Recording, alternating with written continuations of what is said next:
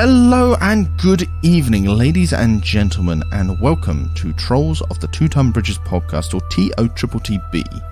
My name is Greg Dykes, and I will be your dungeon master for this evening. Tonight, after sending a gecko of suspicious reliability out into the jungle, Raana returns back to find Percival and Zibi in the bathhouse. What exactly will they find there? Will they find the assailant that they've been chasing? Or will they just come up a cropper with not enough towel? Find out in a moment. But first, if you want to learn anything more about us or our podcast, you can find us all over the social medias at TOTTB Podcast. That's TOTTB Podcast. But I invite you now to join us for an adventure.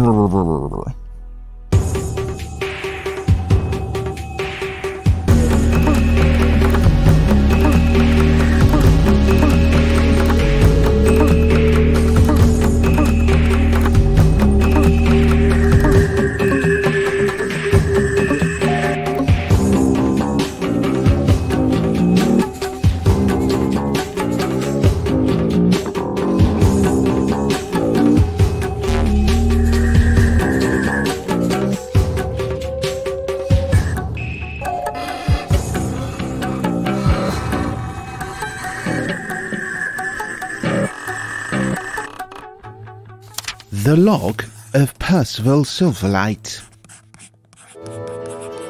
In our pursuit of a cloaked figure that Siliqui saw following us in a rather suspicious manner, we once again find ourselves at the bathhouses of Port Nyanzaru. This time, however, we are not here for a relaxing soak in the reviving waters therein. Zibi, Raana and myself have found a pair of shoes in the changing rooms that could belong to our quarry. Deciding that they may be in the baths, thanks to a porter indicating as such, Zibi and I have decided to stalk our prey while Raana attempts to contact Siliqui, who ran south, away from the baths, during our initial pursuit. Adventure.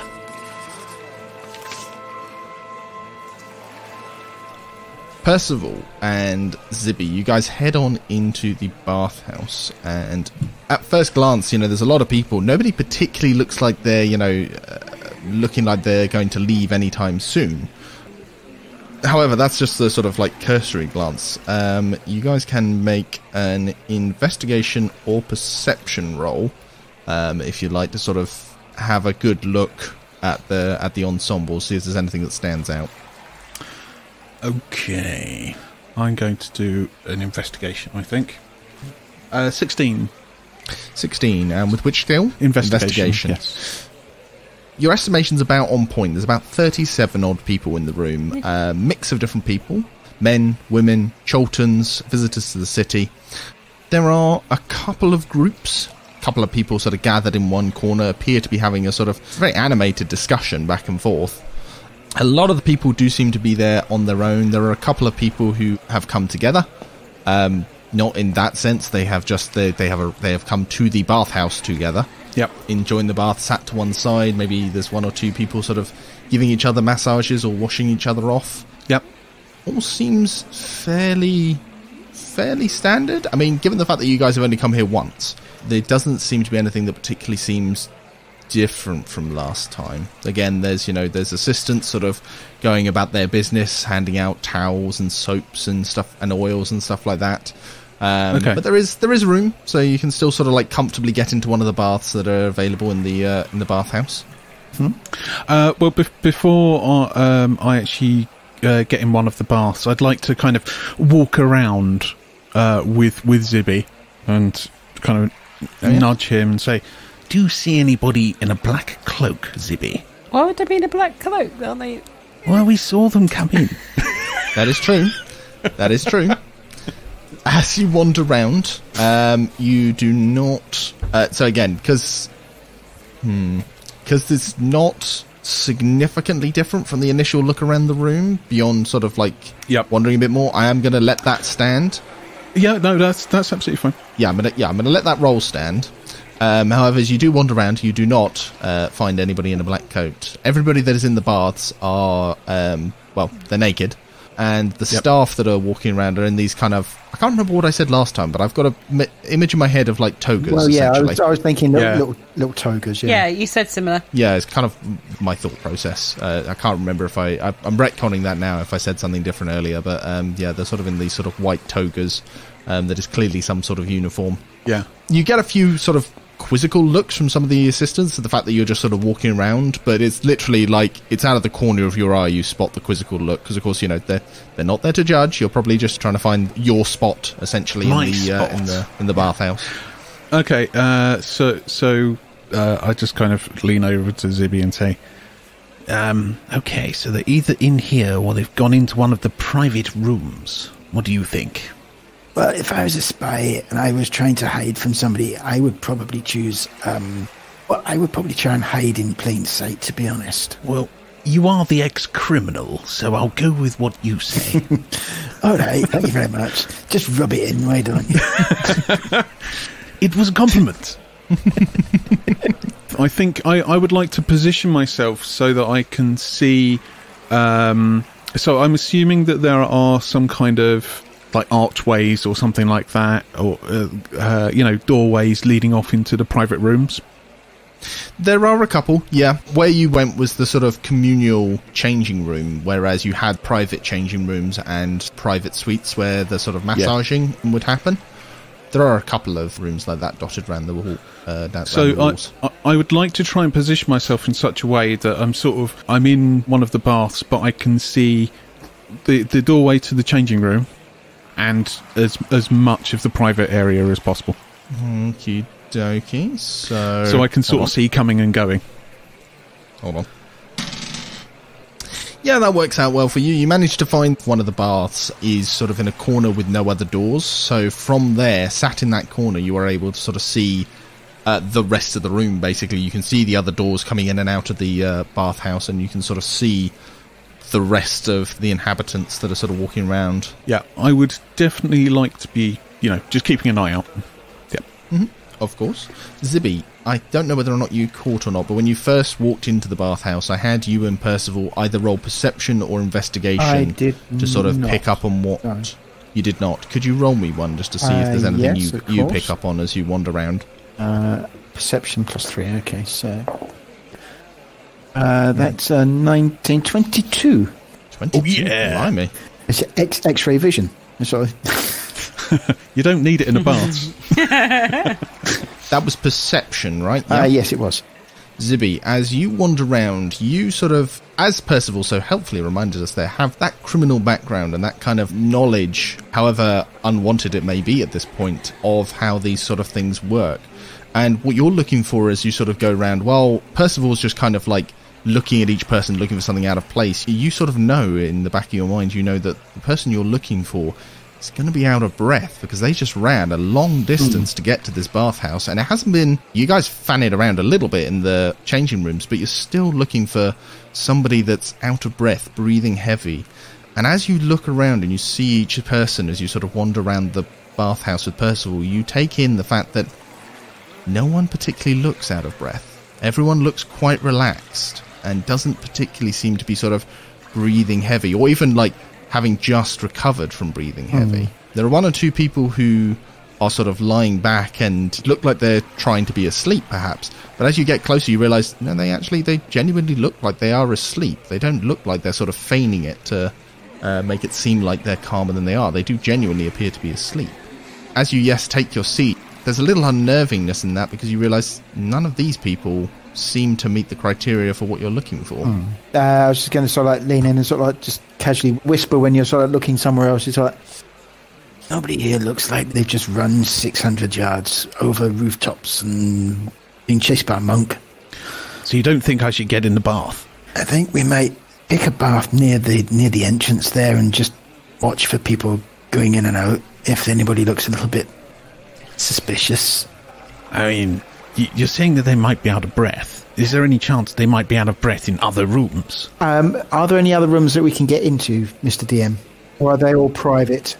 Well, there are the rooms open. There are a couple that have got like a little engaged sign that sort of flicks over. You know, there's one or two that look like they're closed for one reason or another. You're not sure what without further investigation. I think we should just have a wee squiz into some of these other rooms just to see if there's anybody sitting there looking like they're just about to chunder. Righto. Okay, so as you sort of wander around the room to, in my mind, essentially the opposite side of the room, you're about to get in, and then you take a hard U-turn and go back to one of the doors. Yeah. Making it look as casual as possible. Absolutely. We will, however, jump back quickly to Soliloquy, who's still sort of loitering, and just double check with Natalia. Is there anything in particular you'd like to be doing? You're standing there. Nothing in particular has happened to, raise suspicion or anything, but if you want, you can roll to see what you find out. Yeah, it's quite happy just hanging out there for a little bit, but she can roll perception or whatever. Are you just outside the giggling squid? Yeah. It's 9. Yeah, nothing of any particular interest. Again, there's the people milling back and forth still. You see another little tail of a flying serpent flick over the scene, but nothing to cause alarm or anything. Okay. I don't know about you, but I'd be alarmed by a flying serpent. Soliloquy is just so chill with that. She's like, oh. Yeah, sorry. I realise I may not have. My apologies. Yeah, I think. No, you've explained the flying serpents. I'm just being facetious. Okay, good. But just in case, flying serpents are something that is seen once in a while in Port Nyanzaro. Not as regular as the dinosaurs, but they are, fairly regular. We need to know all brand then. Yeah, it's to the extent that you're like, Jesus, a flying serpent, and everyone is like, yeah, it's a flying serpent. It's no, you have seen these already, so it's not. Yeah. Okay, so if you're all right with that, Soliloquy, I think we'll leave you there for the time being, unless there's anything else. She's keeping her eyes peeled, but she's cool. Yep. Just every once in a while we'll nudge you, make sure you're awake. We go back now to Raana, who has just sent off his gecko, and by the sounds of things was heading back to the bathhouse. Are you going to go in and join Zibi and Percival? Yes, Raana goes in. Raana walks into the bathhouse, and he glances towards. Obviously, there's a door that went directly into the bathhouse, but there's other entrances, there's other places that go off the atrium, I'm assuming. I remember there's the fountain. There are. So the sort of front door is opened up with a sign saying that they are open. Just inside the door, there is that sort of large sculpture of a clam open with the sort of that was kind of like the donation box. There was sort of a little suggestion of how much to pay depending on which class you came from.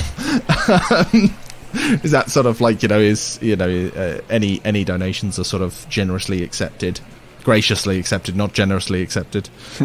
There is the receptionist desk where the same man that recently hit you with a broom is still sort of standing there. He's a little bit nervous again that you've walked back in again. And then, there is a couple of different doors. So you've got the door that goes off to the common changing rooms. You then have a couple more here and there that lead off to the sort of private changing rooms. And even a couple that you haven't opened before, but you've seen the staff go in and out of when they've brought back fresh towels and food and stuff. Okay, so Raana sort of glances around, and the just out of interest, the clamshell was a donation, wasn't it, to get in? That was what you paid for. Yeah, so it's not a sort of you have to pay to use the public bathhouses. They're publicly accessible all of the time. It's just that it's a publicly funded kind of thing. So it's just if you want the public convenience. Yeah. So if you want it to be maintained fairly well, then donate money when you come. But obviously, not everybody that can use it can afford to. Oh, that's true. So. From memory, the assistant was basically threatened and admitted that yes, somebody had been in. Yes. But that was all they admitted, wasn't it? That was all they had admitted, yes. Zibi menacingly advanced on this guy, and he cracked and just gestured towards the common room and just said, "Don't tell anybody I told you," and then just left it at that. Okay. So Raana will approach the assistant, who will say, "The one that we have followed in here." Raana says it keeps his voice low so that others won't hear. Mm-hmm. He says, the one we followed in here, did you see his face? The man sort of takes a deep breath, glances round, When he sees that nobody else is there, he says, No, I did not. Raana sort of nods and says, did you see his hands? Did you see... Yeah, Raana says, yeah. Did you see his hands? Did you see any part on him that you would recognise or that would be distinctive? Yes, yeah, I saw his hands. He had to use his hands to give... And he again looks round, checks that nobody's in the hallway, sees that nobody is, and says, the signal. Raana sort of cocks his head like 30 degrees to one side, like a dog that, recognises, like the word treat. And Raana says... Just input in there. My dog is sat next to me. You said the word treat. He's just popped his head up. Brilliant. Instantly, Raana responds in the same way to the words treat and food. So yes, Raana just sort of inclines his head slightly, and Raana leans forward slightly and smiles, like just a touch, like more broadly than like you would comfortably smile. So he's showing quite a lot of teeth, and just says signal. The man it sort of recoils a little bit. Recoil's probably not quite the right word, but he draws back from you as you smile, clearly intimidated, and sort of getting that sort of after wave from the intimidation from Zibi. Again, looks around and says, look, I really shouldn't be saying anything. If you want to use the services of the Bathhouse, I'm more than happy to help, but you could get me in a lot of trouble. Raana nods his head slowly and says, you do not need to tell me what this signal means, or who it is for. Just show me the signal. Give me a persuasion with advantage. 12. Okay. While you are quite intimidating, you can see a few beads of sweat breaking out across his forehead as he just says, no, really, that's I can't tell you that. We're not supposed to talk about it with other people, okay? I'm sorry. I am. But I can't say anything. Raana nods in understanding. He understands why the guy is, obviously, he's compelled in some fashion. And Raana sort of shrugs, and he turns to walk back towards the changing rooms where Zibi and Percy went. And Raana, as he walks away, he bounces his coin pouch. He jingles it slightly as he walks away. He says, a shame, this gold is heavy. And then just walks off towards the door without really paying much attention to him. Interesting. Okay. You're hanging around Percy too much. Clearly, yeah, he's picked up something. The thing is, Raana isn't intellectually clever, but he is cunning, and he doesn't really care about money. But he's perceptive, and he understands that other people clearly do, even if he doesn't really care about it particularly. So he has accrued it, but it doesn't particularly have much worth for him. Apart from its means to gain him food when he's hungry. So so very important. Yeah, gotcha. That's my but only at the point he needs it. Yeah. Outside of those times when he's extremely hungry, he doesn't particularly care about it. I'm just explaining my my reasoning as to why that would be the approach that Raana would potentially absolutely take. I completely understand. However, at the moment, the receptionist does not appear to make any other move to say anything to you, and just sort of lets you walk away from them. Okay. Which is what I will leave for the time being.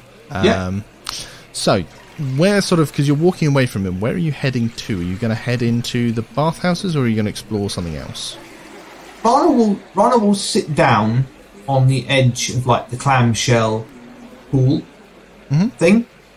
He'll just start playing just a meaningless game with himself. So he'll get his little tiny hat, his little monkey hat, top hat that silicone made in, and he'll balance it on the edge of the shell, and then he'll get his victory peanut, that was his victory peanut from Colosseum, and then he'll idly just waiting, observing the room, play a little game where he'll attempt to repeatedly flick the victory peanut into the tiny hat. And each time it misses, he'll grumble and Chelton. He'll pick it up. And then he'll go again. In between the occasional flick, he'll just sort of glance around the room and just sort of survey things. Any time the assistant catches his eye, Raana will just sort of smile slightly and just carry on playing with his victory peanut and his tiny hat. Okie dokes. So we're essentially leaving you idling there until something happens, much as Soliloquy's idling at the... Yep. Okie dokie. Cool. So, back with Percival and Zibi in the bathhouse, the naked duo. New name. The daring duo. The daring duo, yes. I was just trying to think of another word, not dynamic. You said that you wanted to go and have a look in... said that you wanted to go and have a look in the rooms that were unoccupied around the outside edge, yeah? Yeah, how many are there? Off the top of my head, I would say maybe 5 that are unoccupied. And you go to have a look in them. You open up the doors. You find in each one it is indeed empty. A couple of them, I think, Percival? I'm not sure. Did you have a massage when you last went to the bathhouse? I can't recall. No, I know somebody had a massage. Percival had a man and a woman massage. Yeah. And I think Zibi went straight in. I'm not sure. I think I just sort of relaxed in one of the hot baths. Mm-hmm. Okie yeah, I went into one of the private rooms. Oh, she did, Percy. So as you guys kind of have a look around, you open up some of these rooms and you find that they look pretty much exactly like Percy remembers them, sort of set up, not actively, like as in somebody's about to use them, but they've got sort of massage tablers out. Some incense sticks over in the corner. Yeah, a few incense sticks. There's a few, stones that are clearly going to be, maybe heated up or something. Yeah. I'm making this up as I go along, guys. Basically a hot stone massage. It is, yeah. It is, however, only a couple of doors you open before a assistant comes up to you and asks, my apologies, is there something we can help you with? Would you like a massage? I was just looking for a friend. Looking for a friend? Yes. Anyone in particular? This gentleman, he just rushed in here. He may be slightly out of breath. I was just wondering if you might be able to help me. Gentleman? Not that I'm aware of. We've had a fair few guests, as you can see today, but nobody matching that description. Not a gentleman. Okay. Nobody matching the description of a gentleman. Right, okay, so all these chaps sitting here. Okay. I'm going to interject here ever so slightly, because while I think it makes perfect sense for Percival to be saying this, I am going to point out, neither of you actually know the sex of the person that you were chasing. Oh yeah, that's very true. True. Yeah. It's fine that you guys are saying that, but it's just something to bear in mind in case you hadn't. Yeah, just in case, because I think it's one of those things that you might occur to you as you're saying it, just kind of like, oh yeah, that's a thing. A lady then? out of breath? Alas, the most recent customers to come in were you two. Personally, I mean, I don't deal with everyone that comes into the bathhouse, of course, but I think after you, the most recent person was yes, the woman in the corner over there, and she indicates a woman that is sat in one of the baths, sat with a couple of men having an animated discussion about something. All right, she came in just before us then. All right, okay. To the best of my knowledge, of course. Oh, thank you. Are you sure you would not like a massage at all? It is incredibly relaxing and will help ease these worries of yours. Your friend will still be there. I've already experienced the joys of your massages, yes. Pass my regards on to Bertram and Beatrice. Of course. They are currently on their day off, but I will be sure to pass on your regards. Thank you. They did a bang-up job. We'll just add that to the list of random NPCs in this damn campaign. Right, anyway. No, he's not shut up about the massages, so I might have one in a little bit, if that's all right with you. I can completely recommend Bertram and Beatrice. They're very good. Well, they're not here today, so... You would like to have one? Of course, sir. And if you would like, we can even help with that unruly... Apologies. That magnificent beard of yours, sir. We could help comb it out and make it just luscious and flowing in the wind.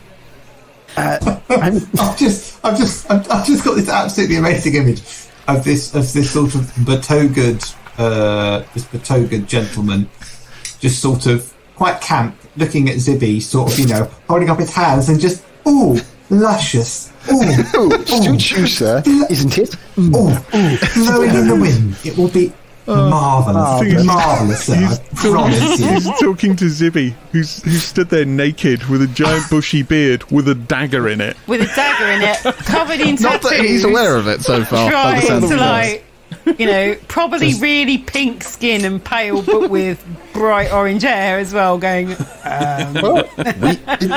to please, the skin is mainly sort of coloured in at the moment, so... Yeah, you can't tell. You can't see the blue tinge of being Scottish. Oh, Christ. Zibi, you're going to partake of the massage services? Yeah, why not? Yeah, awesome. Well, actually, no. What I'm going to do, because obviously, is there a massage table over near where the woman is talking animatedly with the two chaps in the bath? No, so the massage tables are actually in separate rooms altogether, so it's kind of like you would be taken off into those rooms for the massage. You wouldn't actually be in the bathhouse room. In that case, what I'm going to do is I'm going to say to the slightly camp gentleman and say, of course, Percy here's not shut up about the massages since he had one here. Bertram and Beatrice, he raves about them. I might come back tomorrow when they're here, if that's okay with you. I even left a review on Yelp. Christ. Well, do people use that anymore? I don't know. It's all TripAdvisor. I'm not sure. I like the idea that it's called. I like the idea that it's called Yelp, but it's actually run by a werewolf. Yeah, and it's like Yelp's reviews. It's just a pin board that people write things on a piece of paper and put it on a pin board. Just beside the oyster. It's got a little collection of little, like the library record cards type thing. Yeah. Just people's reviews. I really enjoyed this massage. 2 thumbs, yes. Oh, you need to speak to our marketing guy. And it's just this guy with this fucking... And because it's D&D, each thumb is an actual thumb. You have to have looted from a criminal and then nailed to the board. Amazing. Stars, like throwing stars. Yeah. Anyway, moving back into the game point of view. The masseuse in question, who I incidentally had imagined in my head as a woman, but you know what? He's a man now. Yeah. Yeah, he inclines his head and says, "Well, should you change your mind, the services currently stand at 1 gold piece today. Should you change your mind, enjoy your day at the bath, sir." Not a problem. And so, what's your name, just so I know who to ask for? Florian. Florian. Right then, Florian. Quick, make up a name, quick! I am immediately going to forget this person's name. Make a note. No, this person is masseuse. This is just person at the bathhouse. Masseuse number 2. However, I will deign that yes, you can find them again if you want to question them further. Okay, cool. So you head on over towards the woman that has been indicated for you. So how are you going to proceed with this? Are you going to just drop right into the middle of the conversation, or are you going to inch your way further? Are you going to try and strut over there and be cool? It's like a guy in a nightclub who's actually just a bit sad and trying to drop a pickup line. Hey baby, did you just fall out of the sky? Because you look like an angel. I think you might leave that one to Percy. Yeah. As we're walking over, can I see if I can judge? Are they actually arguing? Does it look very animated and aggressive, or is it just, a bunch of people who are having just kind of an animated discussion about, I don't know, their D&D characters or something? Okay, I'm going to need an insight check with disadvantage, please. Thought you might say this. Yep. Because the thing is, as you get closer, you realise they're speaking in Chultan. Falls. Oh, okay. That's slightly annoying. Okay. I know. I'm the DM. I'm allowed to make it annoying. Bastard. You wee scunner. Okay, so what was it? It was insights. Would Zibi have picked up any Chiltern words by having the history of Chiltern things? Would he have picked up any odd word? It's translated, so no. Would I have picked up any words having hung around with Raana. Raana? Yeah. That's a 9. You probably would have picked up the occasional word. I still would have your roll in this instance because, of course, it's not like you've really learnt a language. If you rolled well, sure, you could pick up a few words and work out what it is they're talking about, but... I imagine Soliloquy would understand insult words that Raana uses when talking to things like goblins about Percival. Probably understand the phrase city didn't you call Percival that? Yeah. Exactly. So, Percival, what was that in total then? Just a 9. If with disadvantage, just a 9. Yeah, there was a natural 20 in there, so screw you. Yeah, no. I know. Again, it's my prerogative as a DM to make it difficult. I love you for really, Greg. It's okay. I know you do. Right. I am sorry, but the language barrier for you, Percival, you sit on down, you try and pick it up, but it's going too quickly. You can't really make out what is being said. The most that you can pick up on, this woman is speaking to 2 men, and one is sitting a little closer to her than the other. However, the one that is sitting a little further away is the one she seems to be chatting most animatedly to. Right, okay. That's the extent of what you can pick up from your insight, I'm afraid. Okay. Can I turn around to Zibi? Because I wasn't necessarily trying to go right over to them at this point. I was just trying to gauge whether or not they were, having an argument or whatever. So as we're walking over, I'd like to just say to Zibi, Zibi, I've just realised I just need to pop to the bath, pop to the toilet. I'll be back in just one moment. I was about to say, you're in the bath. Yeah, I know, yeah. I was about to say bathroom, and it's like, this might be confusing.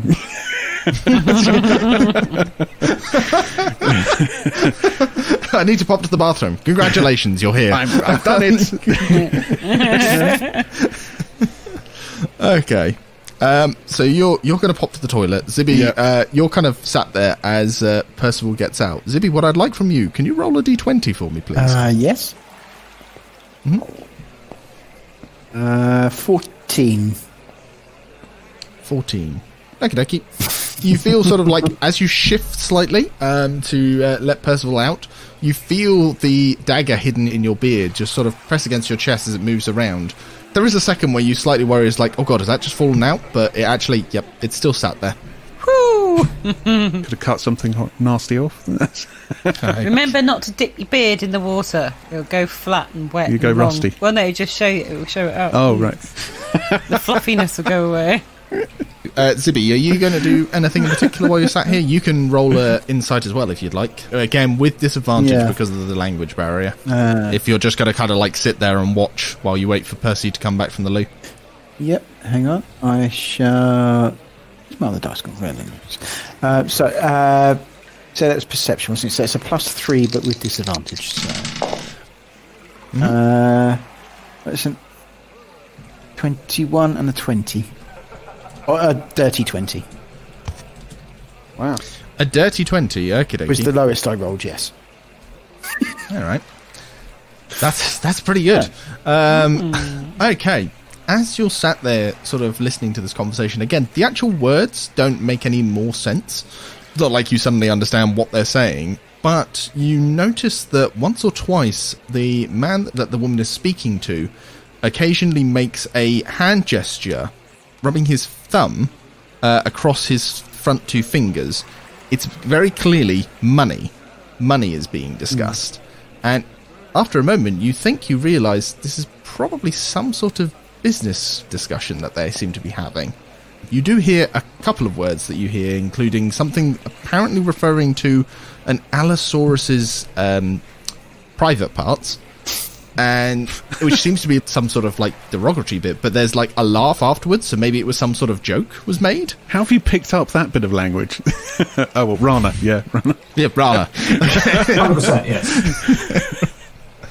But it's your best guess is that maybe is some sort of business meeting seems to be going on. As far as you can tell as well, the group don't seem to be paying much attention to you, like because you guys didn't get in very close to them, did you? No. Just close enough to listen. They would have acknowledged you as you sort of like got into the bath, but then turned back to just talking amongst themselves quite quickly. So we're just going to quickly pop back to Soliloquy and Raana just to double check if there's anything in particular you guys are doing while you're idling. So let's start with Soliloquy. So, how much time has passed with Soliloquy so far? For Soliloquy, when she's got there, now it's about maybe getting on to 10-15 minutes has passed. Okay. So a fairly sort of significant chunk of time. I say significant chunk of time, you know, it's like you've been idling, but you could wait longer. You know, you're being entertained, I imagine, by maybe the minstrels, sort of watching what they're doing once in a while, but I imagine you're still kind of like glancing around. Is that an accurate assumption? Yeah, I think she might give it like another 5 minutes or so. And then, which one is the pub? I'm looking on the map. Sorry, so on the map, the pub is that one. And to my mind, you're sort of lingering amongst these these are sort of like little tents down here in front of it. Mm-hmm. And I'm sort of imagining you kind of wandering aimlessly back and forth, lingering, but trying to look like you're still sort of interested in whatever it is to buy. Yeah. So, what is there to buy, out of interest? This is street food and entertainment kind of sector, so given the rain, there's not a lot of commerce. There's a few people out there maybe buying things like lunch or... What veggie stuff is there? There'll be some veggie stuff, yeah. Well, although this is, if I remember correctly, this is the area known as the Red Market, so there's much more meat on sale. Lots of beets. Yeah. They're purple, dear, not red. Yes, I think it's like you will find some fruit and veg because this is essentially this is where the sort of like raw. This is essentially the Port Nyanzaro's version of a supermarket. Basically, this is where people go and get their produce and Sainsbury's. stuff. It's so basically farmers market. Yeah, whereas the Grand Souk is like the Walmart that has literally everything, including some food. This is the, Tesco's local with just food and the bare essentials. It's debatable that Walmart has food. Yeah. Well, it has jars of preserved debatable that things. Walmart has customs. Yeah. Yeah. It has inhabitants. Sorry. Soliloquy is going to have a look and maybe grab a light snack that's veggie from there and hang around for another 5-10 minutes. And then she's going to start making her way round this way at a jog. Start making that way? That's what she does. Because she knows she told them to turn right, so she might just sort of jog around the outside. What, you're heading east, is that right? For now, she's going to have a snack. Because snacks are important. That makes sense. Snacks are important. And then, exactly. And then she's going to sort of make her way around there after she's chosen. Roll me I assume again you're still sort of like looking around? Yeah. Roll me a perception. That would be 17. As you move away from the market, the streets become quieter again. There's not as many people out here because there's no like covered areas. There's very few people walking around these areas. There's people milling around, sort of flitting between shops, but again, there's nothing that causes you much in the way of alarm. You're sort of like looking for somebody that might be following you or might be, looking your way. Nobody seems to be at the moment. Mm-hmm. So she's going to have a snack, but get herself ready to go for a jog. A little bit of a limber. Okie dokie, cool. We'll then pop back to Raana. Raana, you're still sort of chilling on the oyster. Is there anything in particular you're doing with yourself? Raana will collect up his hat and his victory peanut, and he'll very, very carefully put them back into a little pouch, like inside, like his sort of like almost like it's like his waistcoat sort of top over his heart, and he'll tap it to make sure it's there. Raana will sort of he'll clear his throat loudly to try and get the attention of the attendant, and when he's caught the attendant's gaze, Raana will draw a gold coin from his pouch, and then whilst maintaining eye contact, he will flick it into the clamshell. Yeah. And then he'll pause whilst maintaining eye contact for like a count of like 5 or 6, and then he'll take out another gold coin. And then he'll flip another gold coin in. And he will maintain that for a little bit to see if it catches the guy's attention. I'm not going to place a hard limit on how much time you you choose to elapse whilst this is going on. All right. On the hope that Raana isn't going to give away all of his money, but he's trying to make a fairly significant statement about how much money he's prepared essentially to pay for the information.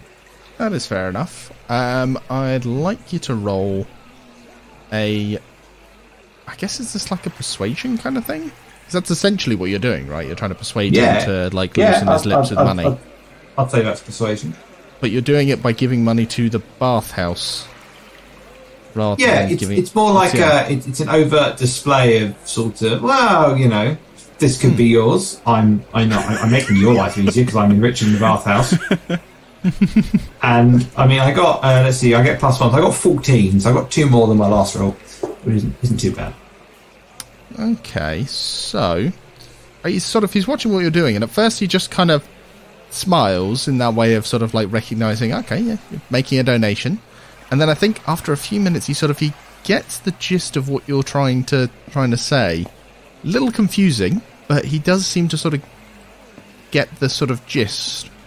And again, looks round, realizes at one point that there is another assistant sort of comes out, comes and sort of double checks, asks whether or not they want to be relieved. And after a moment of just sort of quickly side glances towards you, just says, "No, I'm quite okay. I'm all right to stand shift for a little while." The assistant walks away. The receptionist then just sort of looks towards you and just said, "So, quite a lot of money, you say? Quite a heavy pouch there." Raana sort of shrugs, as is his wont, and says, "What do you earn here in a week?" I earn around... Questions you never thought you'd be asked as a DM. How much do you earn working in a bathhouse? The economy of Port Nianzaro, not something I'd considered. Okay. Let's break this down, shall we? Let's say I earn a loaf of around... bread costs this, and a man has to eat this much bread per day. Don't forget tax. I earn around 10 gold pieces a week. That's quite a lot. He might be bluffing. How people like to, make themselves look better. Okay, hold on. Does Raana detect that this is a lie? Roll me some insight. With disadvantage, please, because you know nothing about wages. That's true. This is true. So that is a 12. Where is my sheet? Oh, I did get +3 for insight, because I'm very insightful, so that's 15, which is quite high. Blimey. 15 with disadvantage, was that? Yeah, that was 15 with disadvantage. Jesus. Wow. It would have been 19 without disadvantage. Okay, so... I can't think of a clever way of putting it, but basically, yeah, you pick up on it seems a little high. Not massively, but it does seem like a high number to have gone for. In order to give a bit more of a scale, because Raana can count, it would not surprise you if he's added 1 or 2 gold pieces to that. Okay, so it's more like 8. Raana narrows his eyes slightly and says 10. Mm-hmm. And then he lets the silence drag out slightly. And then Raana shrugs and he gets up from the pool and he walks towards the desk or wherever the little waiting area is. Mm-hmm. And he says very quietly in passing, he says, a month's wages. He says, a month's wages. 32 gold. A man could do a lot with a month's wages in this city, I assume. Raana says, not really knowing what you can do, but assuming that a month is a long time, and a man can buy a lot of jerky.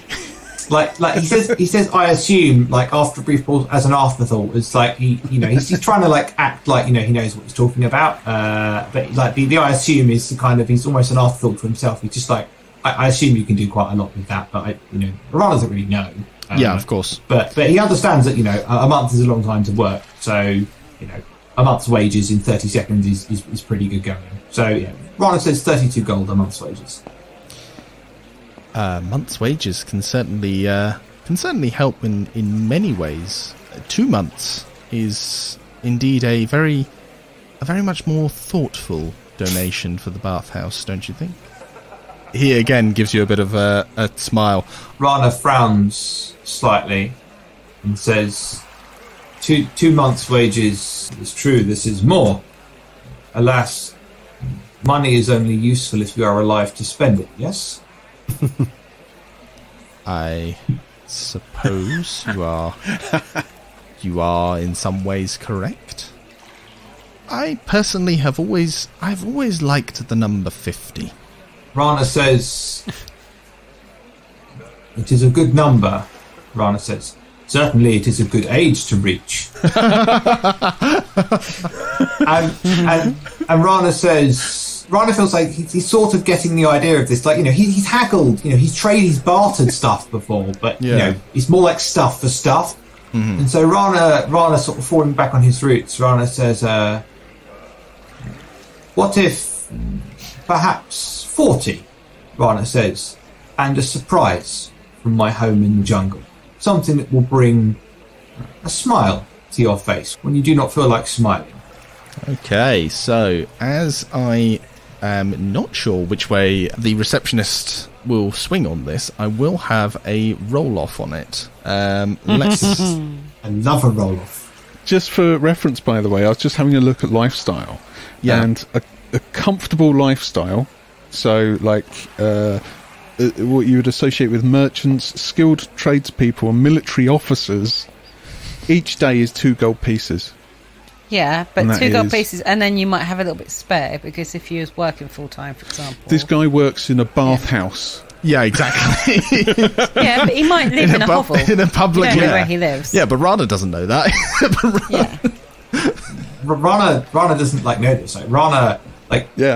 From Raana's perspective, gold is something that up until he came to the city, gold is something that existed as a vague concept of, it's shiny things that stupid people attribute worth to, because you can't eat them, hit things with them, sleep under them, or smoke them to get high. So from Raana's perspective, gold is a means to an end.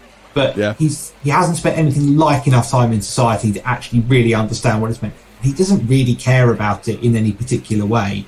So, Raana might understand when someone's trying to, he might, through intuition, get when someone's trying to pull a bit of a fast one. But he doesn't really have any concept of what things are worth. And he doesn't really understand what an economy is. Beyond I want it and you've got it, can I get it? Yeah, exactly. So it's there's many different factors to sort of consider with that. Type of squid. So I think let's have a roll off of persuasions. I think a roll off of persuasion. Yeah. So Raana gets a +1 to persuasion, and he rolls an 8, which is a terrible roll. Wow. That is a terrible roll, because the receptionist rolled a 19.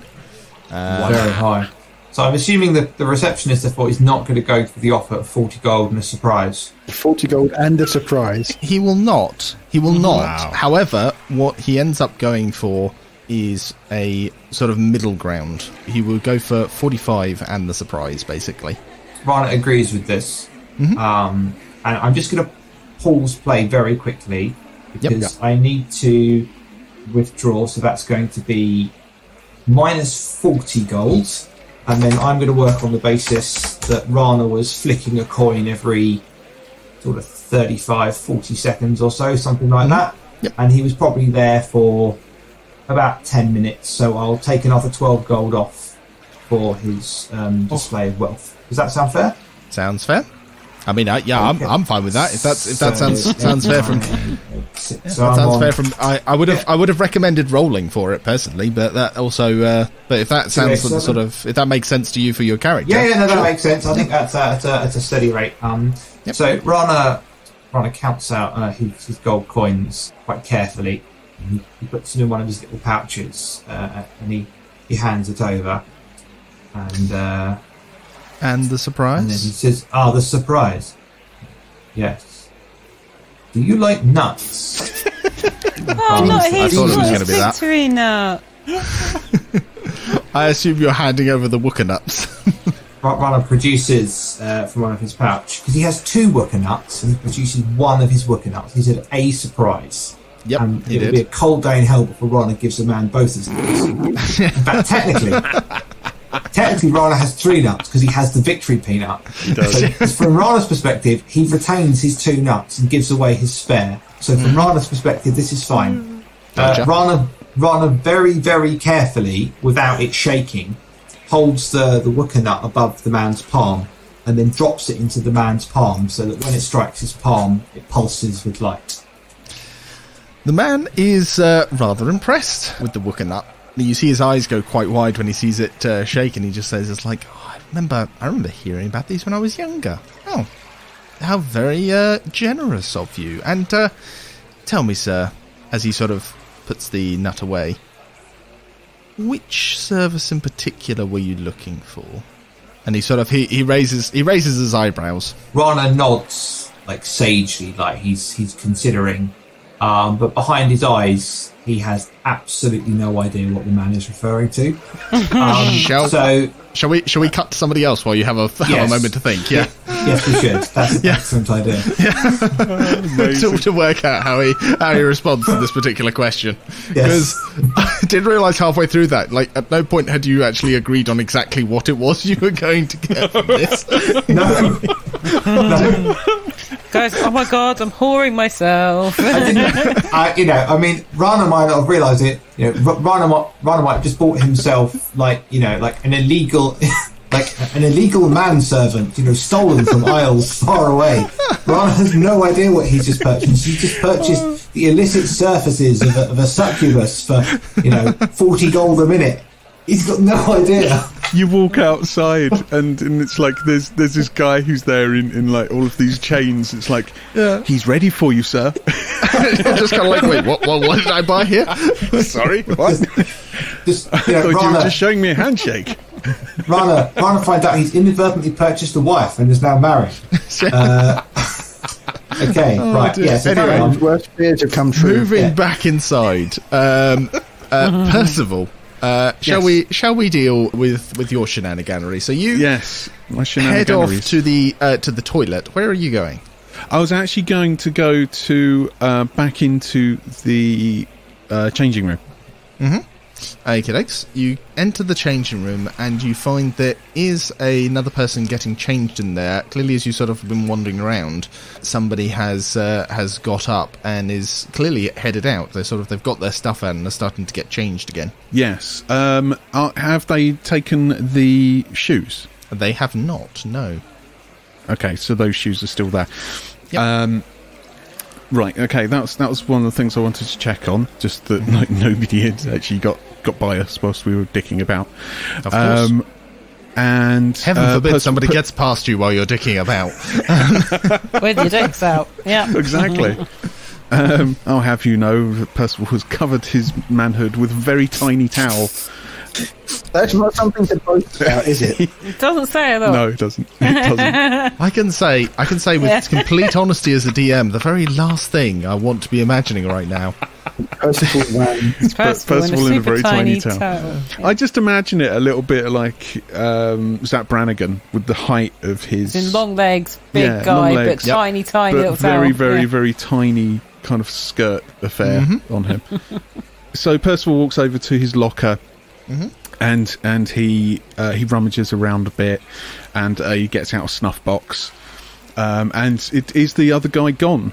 Has he actually left? It takes a couple of seconds while he does up his clothes, pulls the cloak he's got a little tighter to protect off the rain. But after half a minute or so, he walks on out. So it's not like the same black cloak or anything like that. It doesn't look like that person that we were chasing. Right? Okay, that's fine. It doesn't appear to be the same person. Okay. So Percival gets out his snuff box and he just opens it up and puts a little bit of the snuff on the back of his hand, and then kind of waves around in the air very slightly, and then puts the snuff box back, and he walks out. Okie dokie. You walk back into the room to find Zibi sat sort of nonchalantly checking out the... This sounds worse than it sounded in my head. Is checking out the person of interest, the woman... No, that still sounds wrong. Anyway, they're sort of sitting where you left him, and you wander back in. I'd like to just quickly wander over to Zibi and say, the shoes are still there, and so was my snuff box. It's okay.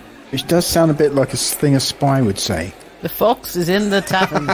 Yeah. The shoes are still there. The shoes are still on the rack. He taps the side of his nose. As you sort of get back in, Zibi, would you mind rolling me another D20? Yes. That is a 7. A 7, okay, not as lucky. This time around, as Percy sort of gets back in, again, it's that annoying thing. Percy's, like, personal space seems to have a few things that are just not quite there. As he gets in, he jolts you, and you hear this sort of bloop, and you look down and realise your beard is not as heavy as it was a second ago. Oh, no. And the knife appears to have fallen out of your beard and fallen down into the water. Would you like to retrieve it? Yes. And did anyone notice? Hang on. Oh, God. Nope, nobody seems to have noticed. Can I have probably a dexterity saving throw, please? Oh, marvellous. Dexterity might... I think I basically got to put his hand into some bath water and feeling about with his hand in where there's loads of naked people. He's diving underneath the bath. It's not done, Zibi. It's that level where it's not a bubble bath, but the water is hot and steamed, so there is kind of like that sort of pea soup kind of look to it. Not pea soup. It's not green, but it's also not the other pea. Hopefully, yeah. Hopefully. God. Well, then the water goes a kind of a purpley colour, and everybody knows. I was about to say they've probably got a few clerics of their own that come through and just like purify the water every few hours. Every 10 minutes. Oh, we've got a filtering system. It's called Reverend such and such. Yeah. They have just have like a cycling like set of clerics that come in to clean the water. The Reverend Chlorine. I have to say, I would appreciate if they were cycling it and they unicycled in. Every 20 minutes and just dispense blessings on the water whilst an Oompa band followed them. Yeah. Splendid idea. Anyway, sorry, moving on. What did you get, Zibi? 11. You're 11. Okay, so it takes a little moment, and you do manage to actually pick it up on the blade end rather than the actual handle, but you don't manage to cut yourself in the process, and there's no awkward moments of having to explain why you've suddenly grabbed someone's foot or other extremity. And you're bleeding. Yeah. If you want, you can put that back in your beard if you like. Yes, I shall try. Okay, I'm going to need a sleight of hand. This time without advantage. Yeah, this in front of everyone. The most ridiculous thing. With wet hands. Yep. Rolled a natural 1. No way. No. Can I help him? The thing is, even if you do, the disadvantage is imposed because he's in a room full of people. Oh. And also, you're the one that caused him to not lose it in the first place. there is that as well. I think no, because that's still it doesn't even like stack up. So even assuming you are helping him, it still negates it out. Okay, I think it's going to be Zibi. As you're trying to put it in, you manage to cut a bit of the beard's lock to the point that it's sort of like hanging slightly frayed. So you've cut you haven't cut the whole way through, but it's just like it's cut. And it's noticeably cut. Oh. What did you do, Percival? I didn't do anything, and you're not even here. Shut up. I know. I can just tell you. I can't dictate what the dice give you guys. Do you just hear this roll of thunder? Yeah. Disappointment. No, which sounds remarkably like sniggering. Yeah. I think that's more of a Thor thing. Would be sort of like. Yes, actually, just laughing. Look at your beard. So, are you gonna react to that in particular, Zibi, or are you just gonna kind of like leave it hanging? Yep. Zibi's going to casually just. I mean, how much of? Is it just one lock sort of thing? Fine. Yeah. So to my mind, it was kind of like it's a braid. It's a braid that had like a thong in it, and you've basically sort of tucked the dagger into the thong with it hidden in the braid. Is that the idea? Well, kind of. Yeah, I was just kind of sort of. I was just seeing if I could wedge it into the beard, because I know when my beard is much bigger, you can literally just like thread things. You can actually put. I mean, I used to put pens in it. It was fine. So I think it's to a braid of your beard, whether it was the one you were putting the dagger into or not. A couple of locks of it have cut so that it's sort of hanging with a few of the beard ends just kind of like visibly just peeling away from the braid and starting to slowly come undone. I guess to best cover it up would be to just chop off the whole braid. Why have I not got mending? Oh, I don't know. Why don't you do that with mending? What, that would work. It would work. I guess. I suppose it would technically work. Okay, Zibi's just going to sort of take the braid and just... Can't you just heal yourself, Zibi? I'm not sure that works. Yeah, I'm not sure. It's meant to bring back hit points, not beard. Just a silly bit of like. He's just going to role play. Cut off that because the braid is half hanging off. So sort of like just chop the rest of it off. How long is this braid? Do you think? I'm guessing probably about a foot. You can tell me better than I can tell you how long the braid is. I'm guessing the actual braid itself is probably about a foot-ish, maybe just over a foot long, because it is a substantial beard he's got. it's part of his pride. He's then going to no, let's say it's long enough that he could actually take it and he's going to wrap it around his wrist twice, tie it off, scowl a bit. When I think of Zibi, I assumed that his beard had probably come down to about nipple. Well, it is a big wide, beard, and yeah. So you are fairly lucky in the sense that while you're doing this, it doesn't appear that anybody seems to have noticed, especially given the fact that, again, you're not entirely sure what the policy is on weapons in the bathhouse.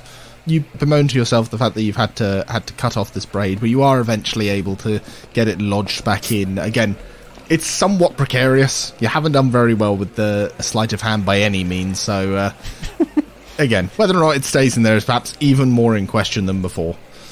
Would I not have attempted to put it in its sheath in the beard, just in case? I'm not really sure, to be honest. I kind of... originally, that's why I was just sort of thinking of wedge the sheath in there somehow and then sort of like have the dagger in there as well. But no, it is... But if you've got it in the sheath, I imagine the sheath has got a tie-up bit of leather that you, as in like a tie. I will admit, I didn't take the time to clarify on that point. Well, we'll leave as it is because it's funnier with Zibi losing part of the bit. It's funny. Yeah. Plus, if you weren't going to do that, something else would have happened. Zibi's just going to sort of. I'm assuming there are benches around the edges of the bathhouse. Of the water. Yeah. There are a few places you can sit. Zibi's just going to drop himself down and sort of rebraid to sort of make himself more presentable. Oh, so I was going to say symmetrical. Oh, right. Yeah, that makes more sense. Okay, while you're off braiding yourself, Percival, you sit on back down and you witness this slight fumble on Zibi's part. But of course, are far too polite to mention anything, I'm sure. Maybe he's got alopecia. As you sit down, you are, I assume, going to listen in on the conversation being had in the group next to you. Yeah, I try and glean what I can. Okie dokes. Roll me another insight, this time with advantage, please. Yeah, 13, yeah. Okie dokes. As you're listening in, you hear enough to basically confirm what I said to Zibi earlier. This appears to be a business meeting, and it seems like the woman, who you find out is called Masseuse, is discussing with her partner, who is sat next to her, the trade of spices in and out of Portney and Zaro, which apparently are going along to Quaerthe, one of the merchant princes. Beyond that, it's mostly business talk. There's not much more you can glean from it. Not anything too interesting. And did Zibi wander off. Zibi kind of like sat to one side. I don't know whether or not, were you sitting in the bath, Zibi, or did you get out of the bath to sit on the side? No. I think Zibi probably just dunked himself in the bath. I'm assuming it was a bath fairly close to where the people were arguing.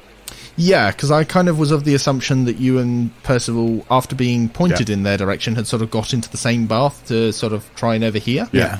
And then after the incident with the knife, I had the impression you were asking for a bench out of the water, but there are like benches around the inside edge of the pool as well. So, you know, it's kind of that... well, not benches, you know what I mean? It's kind of like there's the steps that you can sit on for like a spa or something. Yeah.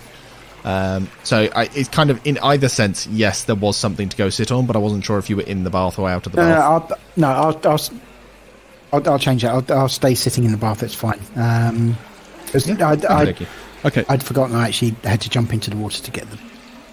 In that case, I'll slide over to Zibi and say, I don't believe that our quarry is the correct albatross, if you know what I mean. I think you might be right. These just seem to be talking about dinosaur wangs. I think they're talking about some kind of business dealings. It certainly doesn't seem the kind of thing that we're after. Shall we move on? I think so. I think they might have been led up the garden path here. Yes, I'm not entirely too certain that we're going to find anything that we really want in this particular area. Shall we have a look in the more private rooms? Hey, we can always play the fool. I don't understand what you mean. So you're going to head to... You're trying to go into some of the engaged rooms, or are you going into the just the normal private rooms that are open? So he's going to sort of lean into Percy a bit and goes, you can always accidentally into one of the private rooms that are being used, if you see what I mean. Is that... Oh, I'd terribly sorry. I thought you were my cousin. Sort of thing. I've used that one a number of times now. These are the classics, you know. Either that, or how good are you at pretending to be drunk? I mean, I'm half drunk now. How good are you at pretending? I must admit, I can't be quite as good as you, but I can give it a shot. 2 shots. That's how you get drunk. 2 shots and you're half there. I could have a shot. Yeah, that would do it. Do you have any whiskey? Anyway, as I said to my friend, anything goes. We pick back up. Soliloquy's gone for a jog around the outside edge here. Yeah, she's finished having a snack, like maybe some hot nuts or something from the thingy, hot roasted nuts, and then she's like, right, let's go. And then she starts running again.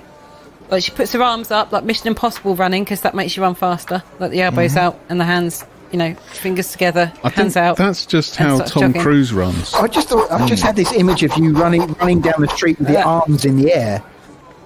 Oh no, not like that. Yeah, that's kind of what I thought initially. I was just like, sorry, what? At right angles, but tucked in, and your fingers together, you know, like on each hand, and then like you're basically running. And when you go around corners, you slightly tip, right? Because you get speed. Like a motorbike. What you're saying is then is you're running like the Terminator from Terminator 2. Yeah, basically. Which is the most awesome. I'm sure then he only got the part because he could run like that. So how did you do that? That's good. We're going to make a really long scene of you running. Okay. And then you can, How do you run? and then you can go on Baywatch. Yeah. As you run round, there is a moment of deja vu as you kind of come back round towards where the dye works is, and you run past the very alleyway where you actually started this whole chase in the first place. But as she gets near the alleyway, she suddenly just jumps around and goes, ah! But there's no one there.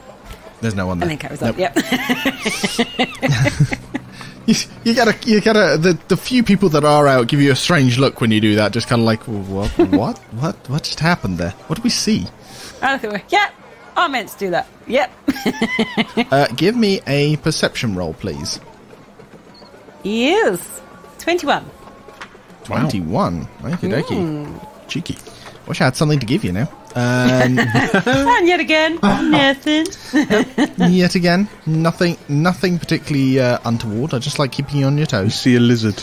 No, she's in completely the wrong place for the She's lizard. gone the wrong way. Yeah, That lizard is going for a journey. that lizard is off in the Is jungle. there many people around me, like just random passers-by? There isn't. It is still heavy rain. There's not that much in the way of people about. The few people that you see the odd Cholton sort of wandering about. You see 1 or 2 people sort of coming out of the dye works.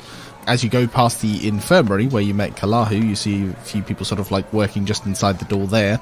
There is what looks to be a dwarf passes you, sort of standing. There's kind of like a little drinking fountain kind of thing here on the map. Yep. He passes you, sort of turning away from this drinking fountain. But beyond that, there's really not that much out at all. Do any of them look like they might be friendly enough if I spoke to them? Like the dwarf guy, for example. Does he look like... I mean, he seems to be. He's got his head down. He mostly seems to be just like that. Could be just because of the rain. It's a bit difficult to tell, really. You can certainly try and chat to them if you want. I'll give it a go and say, hello, sorry to trouble you. Do you mind if I ask you something quickly? Of course. What may I help you with? Oh, thank you for it. And he looks up, and there is that slight surprise. It's a very soft-spoken dwarf, and he looks up to you, and his eyes have got this sort of violet tinge to them as he looks up towards you. Oh, you have beautiful eyes. Thank you. But anyway, sorry, I digress. I don't suppose you've seen a man. He's got very, very red hair and a big hammer. Around here anywhere, have you? He's my friend, and I lost him. He speaks a bit like this. I can't do his accent really, but he speaks a bit like this, or something like that. He's got a big beard. He looks quizzical for a second, and says, "Why, no, I'm afraid I have no idea. I have not seen any man with this red hair that you speak of." Oh, have you seen another man that keeps talking about himself? He's wearing like a red kind of armour thing, but he's quite loud and talks about himself a lot. He's a half-elf. He chuckles to himself a little bit and says, "Aren't many men like that?" I suppose but you would know if you've met this particular one. I'm very sorry. I do not know many people in this city, I'm afraid. I'm quite new. Ah, me too. What's your name? I'm Siliqui.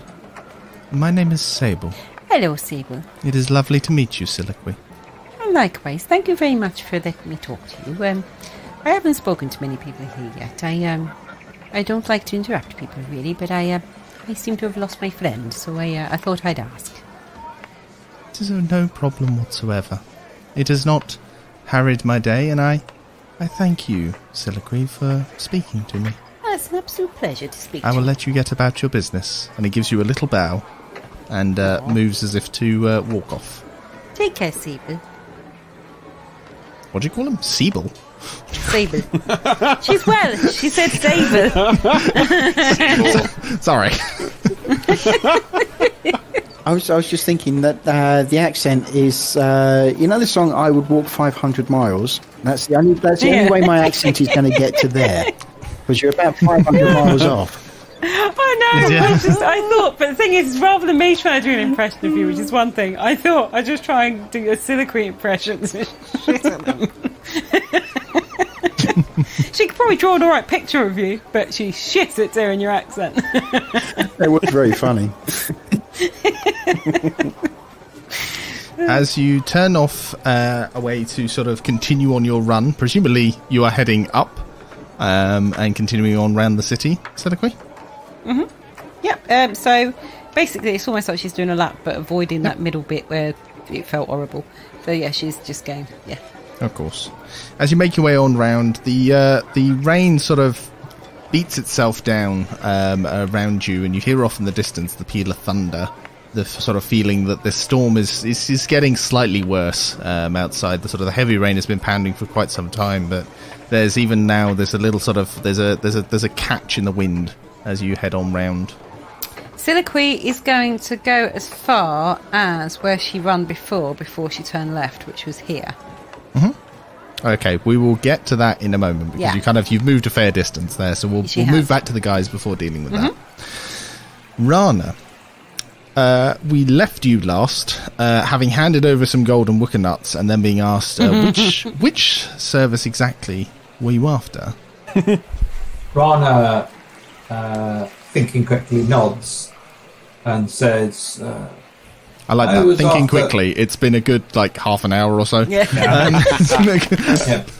Not for Raana, it hasn't. No, that's true. Raana says, I was interested in the same service that my friend we followed here was after. I see. Well, and again, he pauses, looks round, and says, we have a special arrangement here. You have to understand, fairly new. I don't know all of the ins and outs, but I do know that if certain customers arrive and perform a gesture, they are to be admitted, no questions asked. Raana nods and says, this gesture, it merely gains you entrance without the need to donate, and he motions towards the clamshell, questioning me. Again, a look over the shoulder and look back. Of course, any client may enter and use the bathhouse. We do not require payment, but usually the treatment we give is rather hindering, shall we say? And those that make the sign need to be unhindered. Raana nods firmly, giving the impression that he understands this. To everyone sat behind the screen, Raana has no idea what this means. And so Raana just goes with it, and Raana says, I see. And Raana says, and this gesture is... And looks at Raana. He makes a fairly fluid, and it looks like a sort of brushing off of the I don't know, dust or dirt or something off of the toga. Roll me an insight check, please.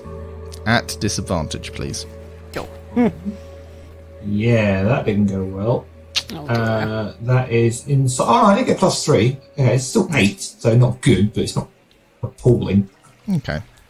So it doesn't seem very peculiar, to be honest to you. You just sort of see him kind of there's probably a second where he makes the movement and you're sort of sat there going, and the movement is? Oh, it was that. Right, okay. And he sort of, he makes this again. You think you could just about replicate it again, but it's peculiar. The way he makes the movement in particular seems very nonchalant. And as you say, there is that moment where you just you didn't realise he was making any kind of signal there for a second. I suppose that would be to the advantage of being a secret signal. So Raana nods and says, this, and then he attempts to replicate the gesture. He says, this is recognised by all who work in this bathhouse. We are told this in part of our training. Again, he glances over his shoulder. And that, I am afraid, is all that I know. What I will give you as well is that if you are looking for the gentleman in question, he will already have left the bathhouse. Raana nods and says, thank you. Enjoy your gold and your nut. Indeed, sir. And at this, he sort of immediately starts speaking a bit more officially and a bit more sort of openly and warmly, and says just indeed, sir, and you enjoy your day. And Raana says, I have learnt something recently. he says, regarding the nut. He points behind the desk where the man put the nut. And he says, ladies like nuts. And he nods as though he's imparting a piece of great wisdom, because Raana's most recent experience... I'll tell you how to get ladies. Yep. is that ladies do indeed thoroughly enjoy nuts.